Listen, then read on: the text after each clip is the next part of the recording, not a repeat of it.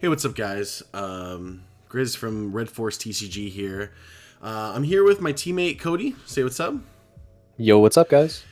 And we're going to do kind of something that a few other people have done. It's unfortunate that we couldn't get this video out sooner, but we just wanted to do a quick last minute Nationals primer, sort of a last minute, kind of overview of things to expect, just to get some different viewpoints, things you may have not thought of, or just to get some different opinions out there. But yeah, we got some stuff to go through, and yeah, just trying to get not only ourselves but everyone else as prepared for the first U.S. Nationals as we can be. But also, before we do that, shout out to our sponsor, Dueling Guard. Use code RedForce at checkout for a cool little discount. So if you guys are in Dueling Guard or have never checked them out, go get your premium deck boxes, binders, and soon to be other TCG accessories. But yeah, let's get into it. So starting up, kind of what this video is going to be about. Kind of already talked about it. We're going to be overviewing the format based on our competitive experience and our testing. We've been testing for a bit. We're only going to be really talking about the 5 best decks, or what we consider to be the 5 best decks. So if your deck isn't on here, it's not a personal attack or slight to you, but at the end of the day, we're a competitive trading card game team, and we're looking to do well, so we want to have the best tools for the job. And it's just an honest discussion to inform you and give you the best chance versus the field. This is not going to be us trying to conceal information. This is not going to be us saying, it's just, we're just going to say how we actually believe it to be, as it pertains to the actual format.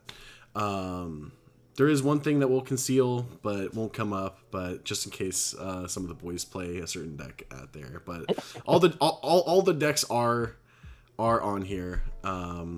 So I'm not going to Nats. I'm free to talk about it. yeah. But all right, let's get into it. So first things first, we have to talk about our boy Sakazuki. So he is the perceived best deck of the format. Cody, what are your BDIF, right? supposedly, yeah. Cody, what are your thoughts on Sakazuki? I mean, this is kind of like the generic deck. It's a high skill level deck. It's got a high ceiling that you can reach in each game. You have the most consistency from the ability to trash a card and draw another one each turn. So you're basically seeing 2 cards every turn. Its hand size doesn't necessarily grow like some decks can, although that's kind of not really relevant, as this is the one that's going to see the most cards still in most of the top 5 decks. Right. It's actually can be surprisingly aggressive in a lot of the grindier matchups, while also has really good long game, and even some decks are picking up big top end plays that are going to kind of help go over the top of some of the decks in the format too. Yeah, it's very flexible. We'll quickly go over these points one by one, but yeah, this is the deck that I am 99% going to be playing. It's just so flexible. It really feels like the next iteration of Law, which makes me feel right at home. Where you can be very creative. Every turn is a problem that you have to solve, and it really rewards dedication to the deck and reps and matchup knowledge. But yeah, like we already talked about, lots of cards. You see on average probably double the amount of cards that any other deck sees. You have a really good, I would say, I mean, it's probably not quite exactly double, but a lot more, 40% more maybe. I mean, Nami sees more maybe, but not necessarily uses maybe more. Does, yeah, it has access to more. Yeah, so just you have more options than a lot of the other decks.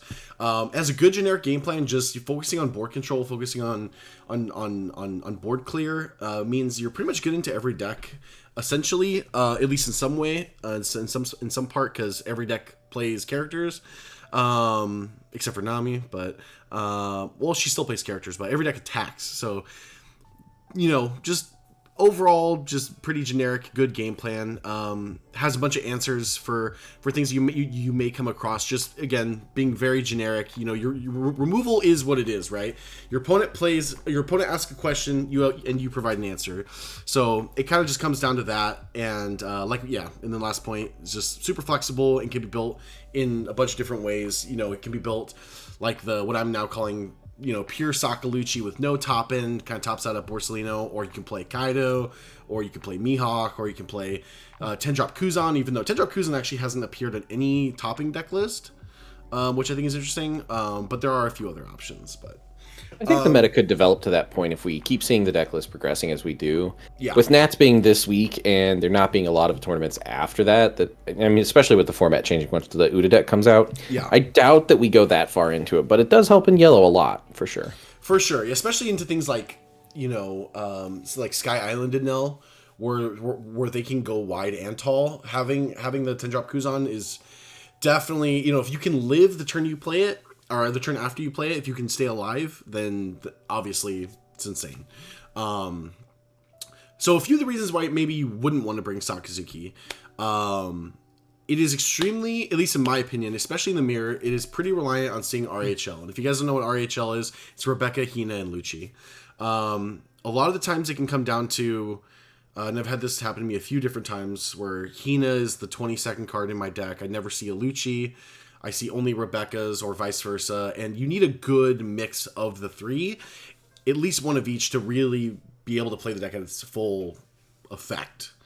I mean, these are the cards that lifted black out of obscurity, right? So, like, Correct. we would saw some minor black decks performing. You know, you'd see a Smoker every once in a while, or Black Luffy after it mainly because it can contest Whitebeard. But now that these cards come out, Rebecca gives it another way for it to gain card advantage and use your graveyard, which you're filling a lot with your leader. Hina being just a great cost reducer, and then Lucci being a no downside removal outlet to remove even 2 bodies is just insane. I mean, it's kind of what really makes this deck work. And so, yeah, you're going to be relying on having to piece those puzzle pieces together, and that's what's going to be your main game plan. Yeah, and at the end of the day, the reason why Sakazuki is so flexible is it's a little bit of a control deck with a little bit of combo, with a little bit of an aggro deck mixed in there. And you could basically call that a true combo deck, and that's really what it is. Like, and so having your combo pieces is going to matter a lot. The other thing is the deck is literally either 24, 25, or 26 no counters. That's usually the count. So if that makes you uncomfortable, then this probably isn't the deck for you. It was a pretty big turnoff for me originally. When you start playing Sakazuki, you just feel like you're always dead on board. But then you kind of start learning how the game plan kind of counteracts that and does that. But it's a very non-typical counter plan. Like there's a lot of times where you can counter with a 2K, try to save a life, and then you possibly keep a Hina in hand. You know, it's not always about discarding Hina, so that whenever you play your Rebecca, you can pick up a Tashigi for another 2K counter, put that Hina in anyway from your hand, and then go, use Lucci to kill 2 bodies still, or remove a big dude.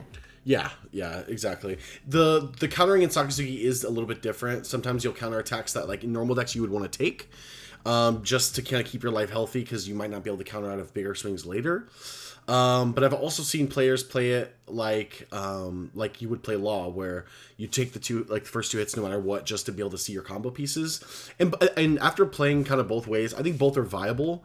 It might just be matchup dependent. Maybe if you can get a read on your opponent early, that kind of thing. But I think a lot of this comes down to play skill. Yeah, well, not 100%. even play skill. Play style is more so it. However, you're playing this deck, the big thing that makes a lot of Sakazuki players good is your future planning, right? Yeah. So this deck has to plan for turn 10 as well as the current turn you're on. Yeah. And kind of figuring out your game plan and how you're going to execute that with the cards that you have in your deck, the math on the likelihood that you're going to see that with the amount of draws you have, and how you kind of keep your board clear and keep from dying. It all kind of plays together. Yeah, agreed. The other thing is, and we'll get into this much more later, the mirror is a big proponent of if you would want to bring the deck or not. All things being equal, it can be play draw dependent. if both players see a similar quantity and quality of cards, whoever goes second is usually favored. But that is obviously, wildly thrown into flux by variance. I don't see Rebecca. I never saw Lucci. My opponent did, XYZ.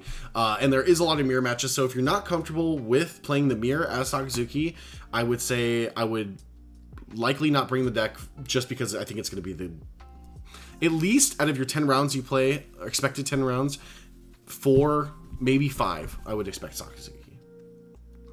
Yeah, I think it's going to be a pretty prevalent deck, especially after its performance at EU Nats. And the mirror is a mirror, right? You all have the same cards, same card quality.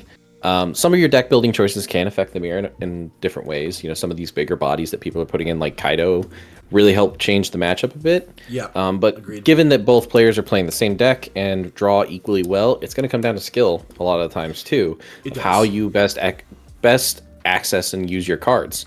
So that there is something to be said if you're average Joe going into this tournament.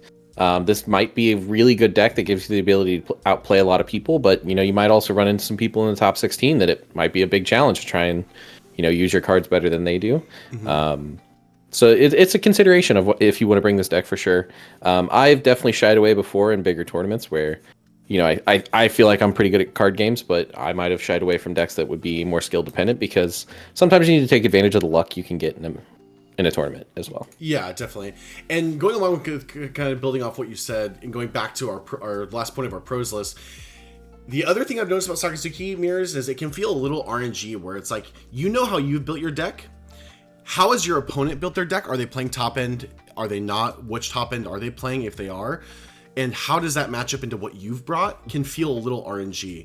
But by the same token, it's also extremely skill testing, where it's like, I know how I built my deck, so I need to play like my deck has 10 drop Kaido, or I need to play like I can Mihawk on curve, or whatever the case is. Which it can be, it's a double-edged sword, so just keep that in mind. I'm actually going to skip this one real quick and go to the last point. It is pretty skill dependent, and this is not, this is just something to be aware of. Check in with yourself. Do you think you can pilot this deck to 70, 80, 90% capacity? And if you think yes, then I would say, okay, green light, we can proceed with, deciding if this is the deck for you. And if not, then there's plenty of other really good decks in the format that are viable. And the last point is, this is the perceived best deck. This is the perceived BDIF. So like, people are going to be prepared for this. People are going to be well tested into it. They know what the deck does. They know the options the deck has. So there's not a whole lot of tricks you can bring to the table that people will not have seen. And that's what we're kind of talking about. You need to know your matchups with this deck. This deck is all about knowing how to play against each matchup, what your plan is into that deck, and how you need to execute that, and how you need to find those pieces. And your this kind of plays into that of like, you need to know your matchups, because there's not a person in that room that's not going to have tested against Sakazuki. Correct. It's going to be the most popular deck. Everybody's prepared for it. If they didn't, you're coming into this tournament woefully underprepared. Correct. Yeah. Also, little tidbit. Did you ever notice that a piece of his right ear, our left, is missing? Yes. I have never noticed that. Is there a lore reason for that? I think there is. I don't want to spoil any non-current anime or manga readers. Okay. Mainly you. I have literally never noticed that until right now. Okay, but moving on. Second deck, and these are kind of in order. Second deck is Anel. This is a deck that you played a lot. So before we kind of get into this, tell me why you really like Anel. So I love Anel at a lower level. I think it's like a great start of the tournament deck, if that makes sense. When you're going to be hitting a lot of people who are maybe a little less experienced or haven't necessarily tested every matchup. It got a lot of equity at the beginning of the format because it's hard to kill. Yeah. In that whenever you start your turn with 1 life, you have 2 life guaranteed. Any triggers can change that to where if you hit a bedge, now there's a 3rd attack that's negated. So it's such survivability to where like kill turns have to be like 4 or 5 attackers deep. Sometimes their Dawn gets super inefficient. Some people like to go tall against it to make sure that you take a life, and then that can throw off their whole turn if you remove like a big body that's one of the plans that they have. Sure. I personally like this deck because it has a lot of versatility. So like, and when I say versatility, I don't mean in each matchup. I mean in the way that you build your deck. You can target any metagame that you want. Sure. So like, you have the varying matchups of like Sakazuki and Katakuri and different decks like that, and you can pick which ones you want to beat. And so if you have the right meta call and you expect a certain amount of the room to be on this deck, and you make that call right, you can be really well prepared for that tournament. Is that just like between Sky Island and the Big Mom package, or do you mean like specific tech choices? No, yeah. I think it's mainly the Sky Island versus Big Mom packages that you'll see. A lot of that plays into like the game plans that those decks try to, go off of. For instance, Sky Island can go really wide, so it makes you a little bit easier to take down decks like Purple Luffy, which can be a bad matchup for this deck. Yeah. You can fight their board a lot easier when you have more attacks. And also the Ohm Holy packages, a ridiculous amount of attack power for Fordon. Yeah, just getting onto the board. gross. Yeah. Getting onto the board that early kind of allows you to pressure their life as well, to where they're using their counters a lot less efficiently, and you're kind of making their game plan fit a lot worse into you. Yeah. And a lot of that depends on the top end that you choose, like whether you play Big Mom, the 7-drop Big Mom, or Enel, can make a huge choice, especially with the amount of surgers you play and where you're getting your consistency from. Yeah.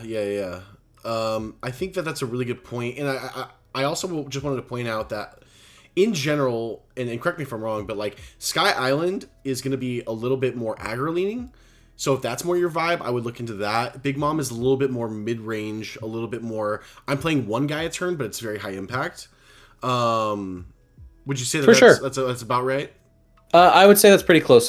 Sky Island gets to the board early. You're going to like pressure your opponent hard and make them...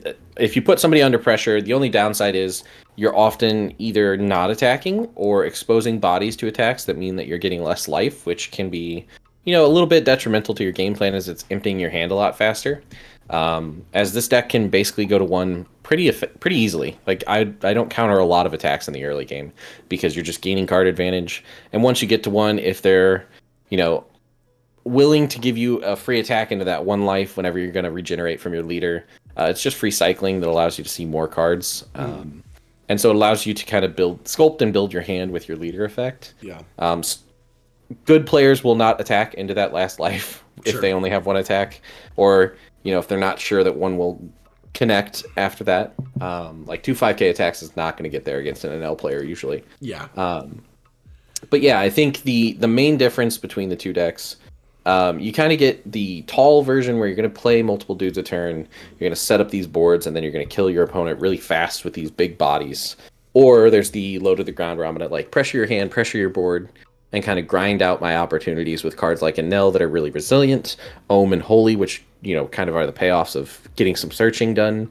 And then a lot of your searchers as well in Sky Island are very synergistic with the other cards in your deck. So like Katakuri with Shura is like a free trigger that also gains you a card whenever it comes out of your life, and it's free to tuck and gain a life with Katakuri. Yeah, that makes a lot of sense, and I think you've touched almost all of the pros, so I won't go back over any of these, but they're here for text format for people who are watching. The one thing I wanted to touch on really quick is just the X factor of playing yellow in a long tournament. This is something that I feel like doesn't get brought up a lot, or at least not in a macro sense, where over the course of a long tournament, 10, 11, 12 rounds, having your deck have the option, which we know very well yellow has, of you just sometimes win. You just sometimes are put in positions where you should not win the game and you hit Beige, or you hit Thunderbolt, or you hit Amaru, or whatever the case is, where... Sanji is a big one. Sanji. And you just win the game because the way that you built your deck before you even got to the venue. And let's call it what it is. You got lucky. You got lucky. And as a player, you should factor that. You should weigh that on the scale of what deck you decide to bring, because that is a pro to playing the deck. It is a legitimate thing, or it's like there's going to be some games where I can just steal it, and it might not come up, but it definitely might. So take that into account in a macro sense of a long tournament. These are the types of things that people complain about at locals. But over a course of a 3, 4, 5 round tournament, the sample size being low is, there's less opportunity for yellow to do that, but over the course of a very long tournament, your chances of doing that compound and go up exponentially. Going into a little bit of the cons, and we'll kind of hit these pretty quick. Anel is pretty hand size dependent, like every One Piece deck is, but it's a little bit more egregious in Anel, I feel, because with his, like, the way his life mechanic works, the second you cannot defend your life, or the second you have like a bunch of no counters in your hand, your opponent has access to just absolutely just going wide and just decimating your life very quickly. For sure, yeah. A lot of the kill ways, or a lot of the kill scenarios that get set up are either 3 to 4 very big characters that can attack through a lot of counter, or just like 5K attacks that they're going to grind you out with. Yeah. And possibly randomly kill you. You know, this is kind of the thing that you would see in green decks in set 1 and set 2, where a lot of this comes from the fact that the deck plays a lot of no counter cards that are very big, and a lot of your game plan relies on seeing those. So either fast decks can sometimes get you down on hand size before you can deploy those, and then you're in a bad situation. Mm-hmm. Or, you know, if you're grinding late into the game and you run into too many of those cards, it can also cost you when you have to start defending those big bodies when you're using them. Yeah, that makes sense. And then, yeah, you know, kind of like what we were talking about earlier with the double versions, you know, if one version is kind of be good into the expected metagame and the other might not be, choosing wrong, you know, might hurt you there. You know, if you expect a lot of Sakazuki, but you bring the Big Mom package to kind of fight against other yellow decks, and, you know, you play predominantly most Sakazuki, then that might be an issue. We kind of talked about the no counter. Tell me how you feel about Yamato not being searchable, because for me that seems like a pretty big downside, but I understand, like, you do see a lot of cards because you're literally taking almost every hit, and you're healing and taking those cards, so you do see a lot of cards, but how do you feel about Yamato not being searchable? Is that an actual downside, or is that kind of fake? It is a necessary downside. If Yamato was searchable in this deck, I feel like it would be one of the best decks in the format. Yeah, even further than it is. Yeah, it would be this deck and Sakazuki entirely. Yeah. Yamato is a big part of the game plan, and the biggest thing to do whenever you're playing this deck is consider that whenever you're taking your mulligans. I wouldn't necessarily keep a hand that is non-functional with Yamato, but if you have like an Ohm only and no Holy, and maybe you can find it off of that, and the rest of your hand functions pretty well. You have like a decent curve into like Ohm into Gadatsu on turn 6 or with 6 down, and then you can work your way up to Yamato on 10. It's possible that might be worth keeping because Yamato is such a big player in this deck. Sure. And also something that seldom comes up is making sure that you're stacking Yamatos towards the top, and checking whenever you're stacking off of your searchers what you're putting underneath that Yamato as well. Because often when you put Yamato into play, it's going to add a life. So if you put Yamato beige on the top of your stack, that means when you play that Yamato, you might be putting a beige under your life. Yeah, that's true. If you do it correctly. Yeah. I don't know why I never thought of that. Because to me, like, yellow is just like, oh, you just play the deck. But you can definitely do that. Yellow players aren't always lucky. You know, if you can get to the point where you're playing Yamatos and putting a beige is there, it tilts your opponent so hard, but it's a skill play. That is a skill play. Yeah, if you can actually make it all the way around back to your second cycle for all you fab players, yeah, I can see that being a huge deal. But yeah, and there's just such a big difference between an Enel that sees 0 or 1 Yamato versus like 3. Yeah. So take that for what it will. But Enel, very good choice. Those were like the 2 big decks. These other 3 decks are also very good, but we'll kind of go through them a bit faster. Next, we have Katakuri. So our pick for number 3 was Katakuri. And by the way, I just want to say there has been a decent amount of information coming out as we get closer to Nationals that has actually affirmed a lot of our thoughts, and we'll share that information with you in a little bit. But this is kind of what we were thinking before that information came out, and seeing that be affirmed has been really cool. But we had Katakuri as number 3, and we'll kind of go through it, like I said, kind of quick. One of the pros that's like, people kind of meme on it, but Katakuri is just a lean, simple, and effective deck. And there's no shame in saying it's simple. It is just a classic mid-range deck. You just play your guy every turn, and you grind advantage, and you're aggressive with your 7k swing. It's very Dawn efficient with that swing. And it's just overall, the deck just works. Yeah, it's a lean aggro and effective deck. Most of what you want to be doing as a player, like attacking, getting cards out of their hand, it all fits your plan. It's exactly what you're trying to do. It's basically just a yellow deck that is doing all the things yellow does. One of the bigger things you pick up is you get Tin Mom, which is an insane card, Yep. huge body, big life swing, buys you more turns, can find you more triggers out of your deck. And it kind of is the what I'd call the counter pick. It can be good into certain versions of Enel, because you have the 10 Mom to kind of go over the top. It's really good into Sokka if you can get multiple copies of Big Mom into plays. It's really hard to kill a 10 drop, and also that life swing is huge and denies them so much value out of their life as well. Yeah.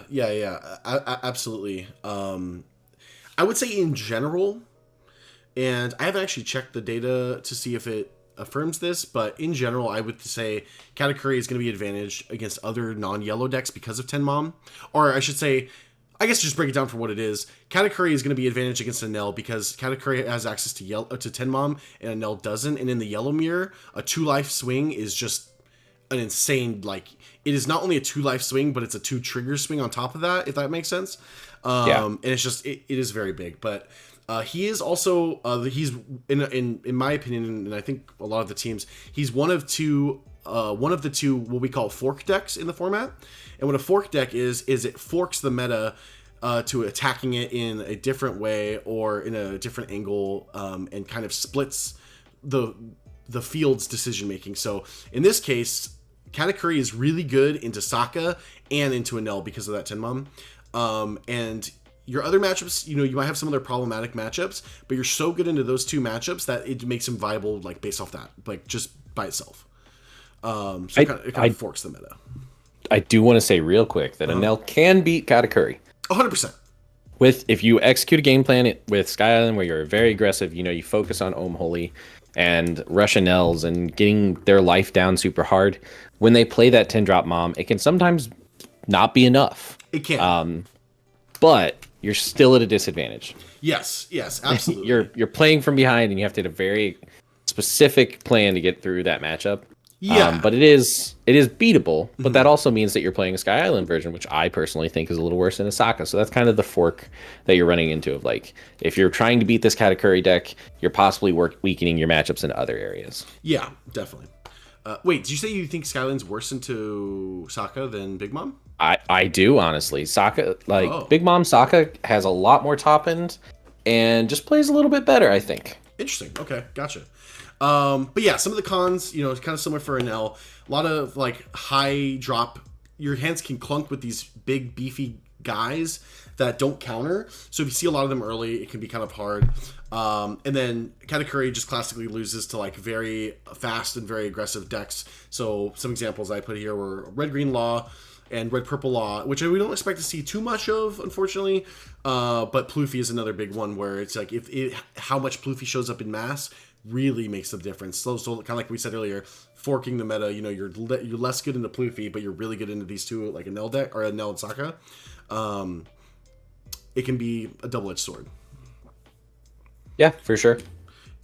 Moving on past Katakuri to number 4, we have Ploofy. So Ploofy is interesting because I think we can dispel the myth. And the big narrative around set 5 meta is that it's a triangle format between Enel, Sakazuki, and Ploofy, where we are kind of disagreeing, where we put Katakuri, Enel, and Sokka in top 3, which are not really a triangle because like Sokka does pretty good into Enel, like we said, like Katakuri does pretty good into him, and so it's kind of like a soup up here, not really a triangle. The narrative that Luffy is in the triangle is a factor if he is shown up in mass, but I think we'll see later the results kind of dispel that a little bit. Now, that's not to say that he's not a good deck. He's literally the number 4th deck, and that's for good reason, but just putting that out there, saying for what it is, in our opinion, or at least in mine, I can kind of stake it, I really feel like it's not a triangle, it's more of a circle. And if that's semantics, then it's semantics. But getting into it, same like Katakuri, is a very simple and effective game plan. And over the course of a long tournament, preserving your mental is definitely going to be a thing. He's very aggressive, which is why he's really good into the yellow decks. Putting a bunch of big bodies on board really early is just paramount to like overcoming those strategies. And it potentially has the highest ceiling in the game. In Japan, they call Plouffe PCP, which is Perfect Curve Purple. If Luffy sees Perfect Curve, it is like literally the best. It's so hard to beat. Like when they just go 4 for 6 into 7 cost into Kaido, into Poly to get back, quicker. It can be very, very rough. It'd be a hell of an addiction. Yeah, 100%. And then the last thing is Plouffe is very solid going first or going second. So if you're a lose the dice roll type player, this might be somewhere to look, because I having played the deck a bunch, it's fine either way. You obviously want to go just steal whatever your opponent wants. If you're against yellow, probably want to go second. And honestly, going first against Sokka is pretty freaking good, if not preferred. So over the course of a long tournament, just kind of taking that element out, also a decent boon for Plouffe. Do you have anything to add on top of that for this deck? For the pros, I don't. I think we can move into the cons of like what this deck has felt, what has felt bad about this deck whenever we're piloting it, for sure. For me, I think a lot of it comes down to consistency. You're drawing more cards by taking your life, and it kind of gives you this Whitebeard effect where you're ramping down, you're getting ahead on tempo and board advantage. However, if you're not hitting the cards that you need to see, this deck can feel like you're floundering a lot. It relies heavily on seeing. If you're not seeing your big pieces, you definitely need to be hitting your queens or your Khalifa 2K counters, because like that filtering is the only way you're going to dig yourself out of the bricking that you're running into. Yeah. And that even continues on from like, you can brick on game plan things that you're looking for, but you can also overload on, like, if you have 3 Kaidos in hand, you're going to be stuck with no way to get back to 9 for multiple turns a lot of the time. Mm-hmm. So like you need to see this mix of different cards and in a specific order, it feels like sometimes, but you don't have a lot of ways to, like, you have no searchers. You're really relying on multiple filters, staying on the board multiple times, which is probably why Sakazuki has such a favorable matchup into this. Correct. Yeah, I 100% agree. I think you kind of ran through it all in that, like, paragraph, The one thing I'll add is, like, Plouffe does feel pretty abysmal from being behind. He kind of has to get on the board early, and he kind of hit you hard, hit you fast kind of thing. And he's hoping to close out that game before it goes too long. And we've already said, Sokka is doing really well into Plouffe. If a deck puts you behind like that or is challenging your board, it's going to be sort of hard to keep up. And then the last thing is, like, if Plouffe is really good into yellow, the thing about having yellow be your really good matchup in this game, like we've talked about before with the triggers, is like sometimes you just lose even though it's your good matchup. And that is a super feels bad spot, or a place to be in, in my opinion, where it's like, I'm supposed to win this matchup. I did well all game, hit beige out of life, they killed me. We'll talk about it later, but even the results point to that not necessarily being the most reliable way to get to the top of the tournament. Yeah, 100%. So that's kind of Plouffe. Overall, really good deck. You need to respect it. I think people will bring this deck. And it's definitely one to watch out for. And if you're bringing this deck, I honestly think I think it's a fine choice. Like we've said, it's the 4th best deck in our opinion. And I think we can see, especially if your deck's teched out. We've seen a lot of the Luffy decks recently, like, have all this tech in them, like a bunch of 2-ofs for the Sokka matchup. And if you are a good Plouffe pilot, you know your game plans, and you have the cards that you need in your toolbox, it can be pretty strong. Our 5th best deck is actually 2 decks. So this is sort of just red in general, but it's Zoro predominantly, and originally I had Whitebeard here, but what I realized is, like, I just had Whitebeard here basically for the sake of having him, and I think Purple Red Luffy is a better deck to have in this spot, based off representation, what we've seen, what we've tested. Zoro is really the deck to focus on in this category, in this 5th best deck. If I had to choose one, it would definitely be Zoro. this is my dark horse to win Nats in NA. Yeah, in NA specifically. So here, why don't you talk about this for like 30 seconds? I'm gonna be right back. And yeah, Yeah, I want you to talk about this. So Zoro's a deck that we picked up late in our testing. We kind of found it through Noel Lim from Team Seafood King, one of the best Zoro players in the world. And we found a list that was basically just pushing their opponent so hard. It's so low to the ground. You're not playing a lot of things like Marco or things like that. You're not messing around with top end.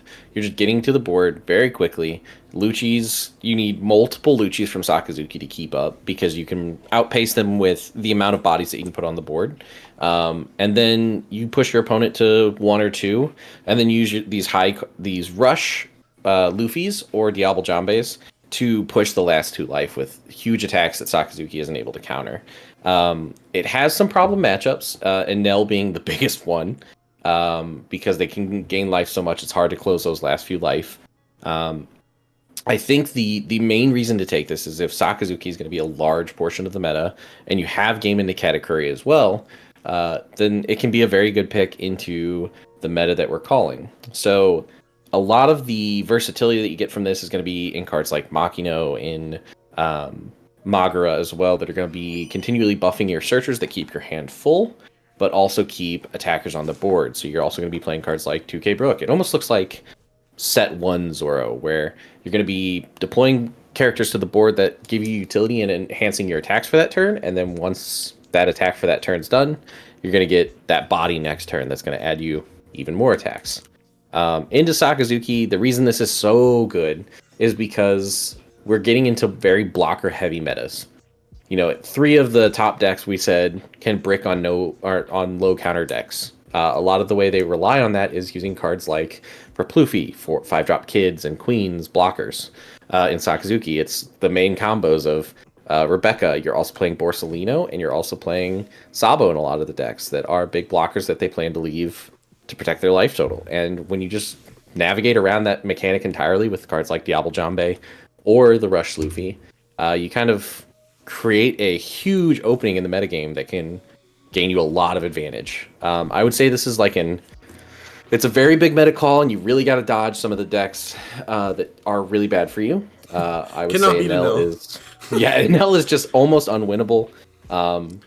It's like an 80% matchup for Enel. So there's actually numbers that we have now later in the slideshow, and it's gonna be very interesting to reveal it. You can't beat Enel, bro. Yeah, it's really bad. I mean, you can win the game. Mm-hmm. So there's no point in just conceding and going to lunch, but maybe you think about your order a little bit when you're in that game. Yeah, definitely. I will say, I was not a Zoro believer. I was like, Sakazuki just absolutely trashes this deck, but I do not hold that opinion anymore after playing it. Zoro does do very well into it. I'm sure that you talked about. On paper, it seems like it should. You have very efficient removal. Yeah. You should be able to clear the board pretty effectively. And those were all things that were great against Zoro in the early stages of the game. But we've gotten to this point where decks are so lean on counters that if they take the first few life, or they aren't defending aggressively, in which they're eating their hand, they end up in a point where these unblockable cards just kind of close the game out before they know what they're doing. Yeah.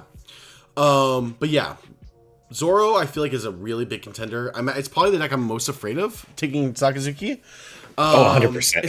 especially in NA, which is like the red meta, right? Like you tell people from North America, hey, there's a really good red deck, and I feel like just everyone's on it. Purple Red Luffy is just like a really powerful deck that just has issues into yellow.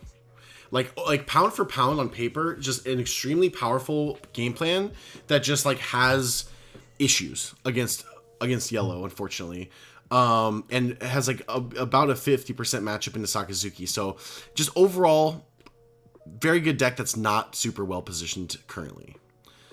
I will say though, as a Saka player, it's probably my least favorite matchup, just because sometimes the deck just wins with Nika and things of that nature, but. That's kind of where Purple Red Luffy sits. And in the same vein, like against Enel, Nika really needs to close out a strong turn the turn before where you're pushing them to 0.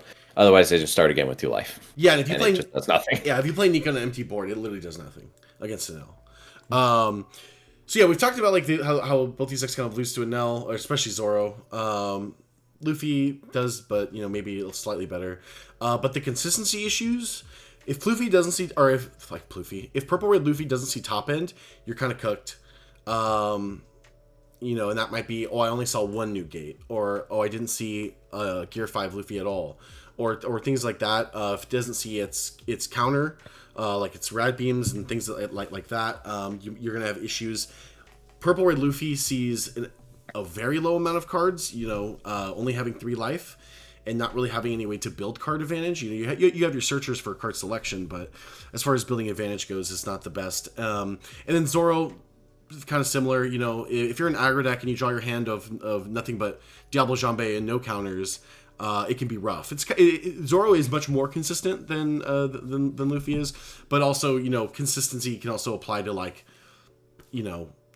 you have 3 good matchups, but again, you can't be the Nell. Zoro's consistency issue is how many NL players you run into. Yeah, exactly. Yeah, exactly. And honestly, sometimes like in every deck, sometimes you just brick. But yeah, I would say that's kind of the overview of where we're at with Red currently. But Zoro, I think, is a very interesting option for sure. So those were the decks. This is kind of, after talking to the team, this is kind of what we expect the meta in NA to be like. It's 40%. Rough numbers. Yeah, extremely rough numbers just in the room, day 1, round 1. 40% on Sakazuki, 20% on Enel, 15% on Cat, 15 on Pluffy, and then 10 on Red. That's kind of the way I see the math going. Do you have anything to say about this, Cody? I think this is like pretty on for what... Yeah, this is a lot of what's going to happen. Mm-hmm. I think the interesting discussion to have around this is what the numbers should look like. I think a lot of people overvalue Sakazuki because everybody talks about it being this high skill ceiling deck, but a lot of people don't put in the amount of reps that you need to actually know the matchups. And so I think a lot of these Sakazuki players really should be looking into other decks like Enel, Zoro, or even Pluffy to try and pick up some X factor points somewhere else in this if they're really trying to win nationals. Yeah, agreed. And again, that's just about checking in with yourself, seeing where you are at as a unique individual, and if Sakazuki's the take, then I think you're saying that I am not only an extremely good player, but I know this deck very well, and I am better than most people at this deck. A lot of this is really where you want to allot your luck points. Do you want to try to draw better in a mirror? Yeah. Do you want to try to luck stack some triggers? Do you want to try to dodge matchups? Agreed. And that's a lot of what you're going to be basing your tournament on is decided beforehand. Yeah. And then you just kind of play with the cards you're dealt and do the best you can from there. Yeah, 100%. And like any tournament player knows, in order to actually win a tournament, you have to both be one of, if not the best player in the room, and extremely lucky on the same day. So 100%. Taking that into account, although you shouldn't play to luck, it is undoubtedly a factor. So I think where we're going next is, so the last slide was our expected. This is what happened at EU Nats, and in full transparency, I made this slide before I made this slide. So we have out of 256. Oh, I wish I did the percentages. I'm not. Oh wait, we can see the graph, so we kind of know. So Sakazuki. Not quite 40%, I would say, visually. Maybe a little bit over a quarter, actually. So much less Sakazuki. Katakuri actually is more represented than Enel. But not really. About like 10 decks, so pretty equal, actually. Pluffy has a pretty significant drop-off, maybe 70% of what the yellow decks are. Or 70% of what either Katakuri or Enel brings by themselves. And then, it kind of goes down from there. Zoro being... So, this is the part I was really proud of. We said that the top decks were Sakazuki, Enel, Cat, Pluffy, and Zoro. And we have Sakazuki, Katakuri, Enel, Luffy, Zoro. Which is, I was very proud of that. Yeah, I think it really speaks to that the work we've been doing is paying off. Yeah. I doubt viewers will ever believe we made this before. I agree. There's nothing that we can do to convince them, but it is what it is. Yeah, and I mean, some other notable takeaways: more red purple law than red green. It just doesn't feel like they're in a great, like, I think the laws are like decks, somewhere between 7, 8, 9 with Newgate, something like that. And then yeah, but the main part you want to focus on is these top 5. So just take this for what it is. This is probably a good thing to go off of. On select your deck based on this. If your deck's available to you are Plouffe and Cat, which one of those has better matchups into these top 5. For sure. And then that is one point I do want to touch on real quick on that slide as well. When we're talking about picking decks, we're going to talk about the top of the tournament a lot of the times, because that's where you need to be planning to get to eventually. Yes. However, there is the factor if you need to get out of the first few rounds normally. If you don't have buys going into Nats, Enel might be a more favorable choice for you, because if you look in these matchups, Enel is very favored into most of the bottom half of this chart. Starting from Zoro going down, you're pretty favorable into most of these matchups. Yeah. Betty, I also think the laws. Ace is like 50-50. Sure. Don Quixote do Flamingo is, I think, favorable. You're going to outpower them eventually, and they're a little more inconsistent now. Well, they got a little bit of consistency cards, but ultimately their game plan's just not enough to get there. Zoro, you're holding down largely. Newgate, you can go over the top of anymore, especially with Amaru to tap Marcos. They just don't have enough blockers. Law, actually, while it's bad for Katakuri, it feels like a very favorable matchup for Enel. Yeah. So Enel is kind of this gatekeeping deck that's going on. You're going to beat a lot of the format, but the other top decks are what's a little bit of a struggle. So you kind of have to choose between those two. And I think that's why we'll see, it's very possible for Enel to win Nats, but I think it's more than likely it'll get filtered out in the top 16. That makes sense, yeah. And the narrative right now is that, Enel has won most of the things that have happened in NA so far, for the few things that we've had. How much of that do you think is based off the power of the deck and how it's situated in the format, and how it's I can't think of the word, but how it's situated in the format versus it was good. It is very good early on in the format. I think it was very good early on because a lot of people didn't have experience setting up these killing scenarios against Enel. So a lot of events, you were getting free value from single attacks into, your 2 life technically. You were getting free filtering. You were drawing a lot of cards, and people were expecting to be able to kill you sooner. You gained a lot of value early in the format, and that's kind of fading to where people are learning the deck more and how to play against it. But you still have a very strong, powerful deck that has a lot of play to it. Yeah, definitely. Well, so let's see how it converted though. So this was the top 64. So our event should also be cut to top 64. So again, we have Sakazuki taking now up closer to 40. Honestly, sort of close to 50% of the breakdown. Zoro actually, in my opinion, way overperforming and being the second most represented deck in top 64. Like if Cody trying to convince you doesn't convince you, then this should convince you that Zoro is a very real deck. That a lot of people, I feel like the narrative was nowhere near around Zoro. And likely it still isn't, but this was an extremely strong showing from Zoro. The conversion rate was really good too. Like it's almost 10%. Almost 10%, which is very, very, very good. And then we have our other culprits: Enel, Katakuri, Luffy, with one Nami, one red purple Luffy. There's the there he is. One red. Oh, I actually didn't know there was a red purple law. Yeah, one red purple law made it, which is kind of insane. That person had hero. The best day ever. That guy is my actual hero. And then one Newgate. So yeah, I mean, just we said again, Sokka, Cat, Enel, Zoro, Luffy, and we see that here. And I think I'd expect this to filter out in most tournaments. The best players in a region are generally going to bring the deck that gives them the most chance to leverage that. So you're going to see a lot of Sakazuki filter to the top from the people who are the best at this game. Yes. I think Zoro outperforming the next few picks is kind of crazy and is some really strong data for the deck. If we get enough Zoro that it's actually pushing these huge Sokka numbers down, or if Enel falls off enough, right. Zoro has a chance to actually take a tournament like this down. 100%. Yeah, I think agreed. Oh, yeah, go ahead. like Cat didn't perform as well into the top 60, like into the top 64 getting there. Yeah. But once it got in, it got pretty far. And that's kind of based on a lot of these decks that you're preying on. So this is kind of where we're talking about of when you're approaching a long tournament like this, you need to be planning for not only the meta at large, you need to focus on the 12 rounds that you got to get to top 64, but looking beyond that and what it's going to look like there. So a lot of these decks, I feel like Plouffe had some pretty rough matchups with 28 Sakazukis being there. Mm-hmm. Zoro had a good shot, but if you run into any one of these Enels in a single elimination event, it's the end of your tournament. Yeah. So.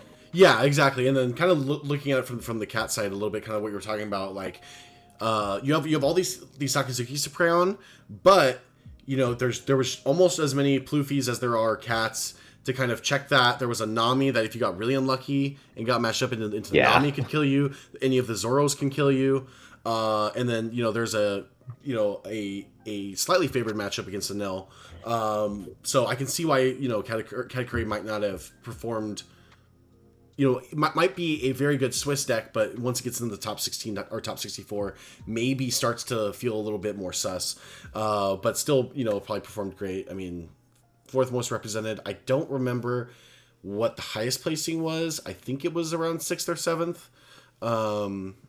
I think Katakuri did eventually lose out in the top 8. I'm not 100%. Yeah. Gotcha. But and we know from this event the top 4 was all Sakazuki. So look at this data and take it into account. This is all really good stuff. Really, really important that Utrecht happened for our own data to kind of make an informed decision. But yeah, this next slide is my favorite slide. There's a gentleman on Twitter named Jeff Ruberg. I think his at is definitely Jeff. So shout out to you. This is somehow, I don't know how they get this data, but this is somehow all of the limitless data. So this is essentially every tournament game that has been played from December 8th until present. We're recording this on the 23rd, so this is literally until yesterday.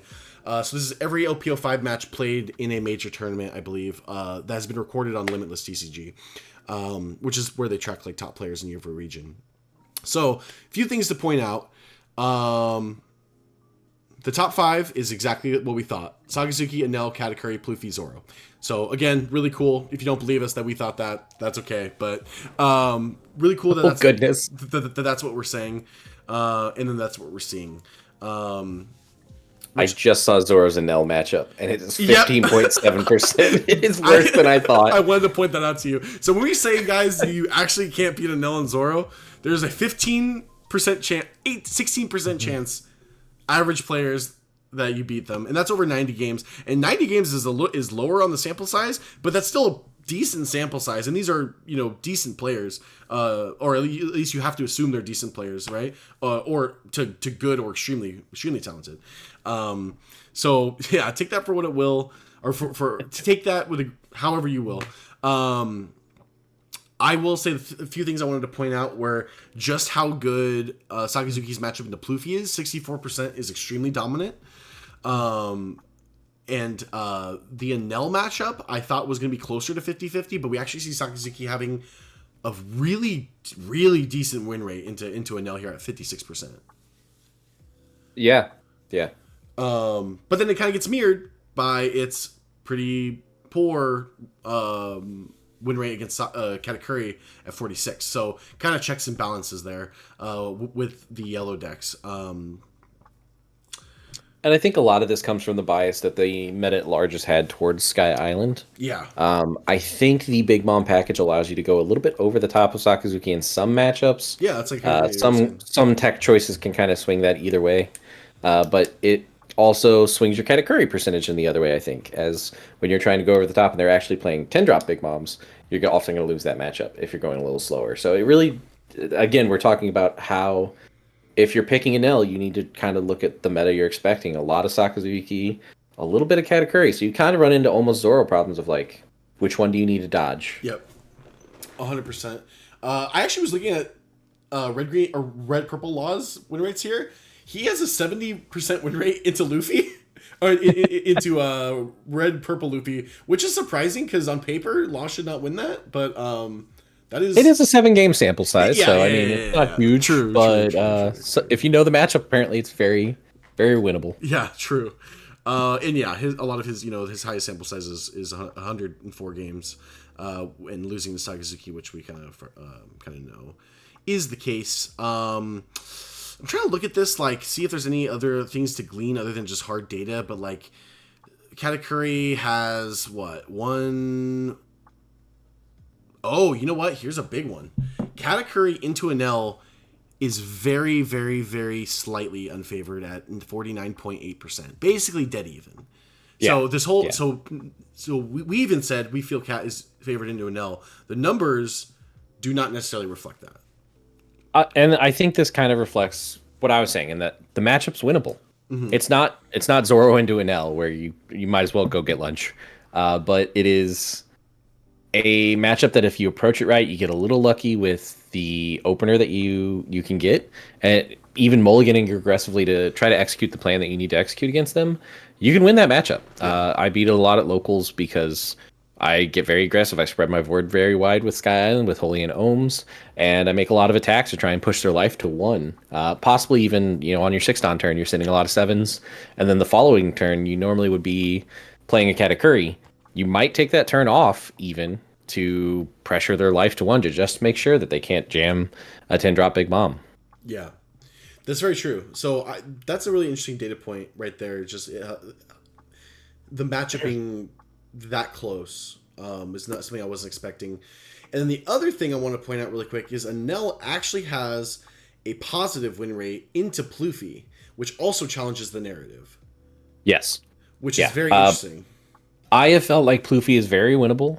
It requires that you play the deck a little, like you can either be very aggressive and hope you get lucky, Yeah. and like try to kill them before they can set up anything, or you can really fight their board because your survivability, if you're killing their characters every turn, you either empty their hand very quickly and then they can't defend their characters, or you clear their board every turn and they're left with deploying 1 threat a turn, which is not enough to kill an L a lot of the times. I think the big takeaways I want to point out on this board are: Yeah. looking at the matchup spread, Sakazuki has the best matchup overall. And in the top 5, I think one of the best decks you could take, especially since it crushes Ploofy. Yeah. Your Enel matchup's pretty good, which I think those are going to be the larger portions of the meta. I agree. And Katakuri's not even that bad. It's middling. You can play pretty aggressive into that matchup too. It's kind of like Enel in that if you play a lot of 3-for-5s and really jam, you can push them to the point where their game plan might not be enough. Enel has 1 bad matchup. Yeah. It has 1 negative matchup on this board. It's very middling across, and I think that's why you'll see it a lot throughout the tournament. I also noticed that the next deck is Zoro. It has 2 bad matchups on this board. Everything else is relatively even. You can be very aggressive and push people a lot of the time. So that's why I like those decks going into the format, because you're going to be good against most of what you're seeing. Yeah. I would say Enel's bad matchup is a lot more of a detractor. Yep. And that Sakazuki is going to be a lot of the top end. You can dodge Enel in a tournament as Zoro. Yeah. And even getting to the top 64, you can probably take 1 to 2 losses. So as long as you're not getting a lot of Enel, you should be fine. I believe you can take 2 losses. I believe that's what it is.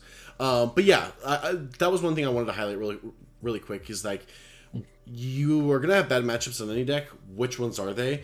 And Enel having a 44% win rate into Sakazuki, it doesn't sound super bad, but it's actually like a pretty not great win ratio.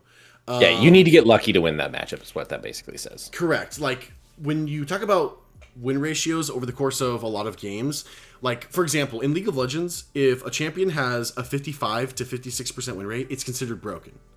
And then as the higher you go, the more that rings true. So having a 43% win rate into literally the most represented deck is actually a huge. It's only 1 bad matchup, but it's such a big deal, because it's the majority of the field, right? So like, how do you weigh that? And Zoro's bad matchup being a Nil, it's like that's the second most.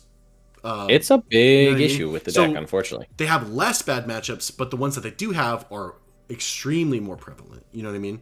Just as Totally. a quick counterpoint, but I do think that is something I agree that something to consider, and I think Nell and Zoro are fine choices, especially if, like, let's say you're a Nell player that you've, like, really, nailed down the Sokka matchup. You know what you need to see in order to win. I still think that could be a great choice. But this is my favorite slide on this presentation in this video. There's just so much you could take away, and we could just talk about this for an endless amount of time. Hours and hours. Yeah, like just theory and results, and this is the first time we get hard data over a pretty large sample size. So this is, I think, pretty true to reality, which again feels good because this is kind of what we thought.